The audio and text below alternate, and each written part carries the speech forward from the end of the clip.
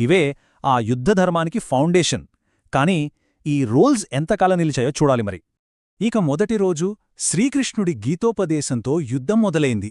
Start అవగానే ఒక twist. ధృతరాష్ట్రుడి కొడుకుల్లో ఒకడైన యుయుత్సుడు కౌరవుల సైన్యాన్ని వదిలేసి పాండవుల వైపు వచ్చేశాడు. కాని అదే రోజు పాండవులకు పెద్ద దెబ్బ తగిలింది. వాళ్ళకి చాలా నష్టం జరిగింది. విరాటరాజు ఇద్దరు కొడుకులు చనిపోయారు. దీంతో కౌరవుల్లో కాన్ఫిడెన్స్ బాగా పెరిగింది. సరే, ఇప్పుడు మనం యుద్ధంలో మొదటి కీలకమైన దశ గురించి చూద్దాం. అంటే భీష్ముడి పతనం. ఇది 2 నుండి 10వ రోజు వరకు సాగింది.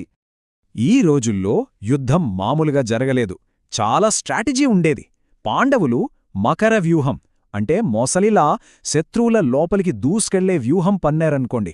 కౌరవులు దానికి కౌంటర్గా క్రోంచ వ్యూహం అంటే కొంగల శత్రువులను చుట్టుముట్టే వ్యూహం పన్నారు. ఇవి పేర్లు మాత్రమే కాదు, చాలా కాంప్లెక్స్ మిలిటరీ ఫార్మేషన్స్.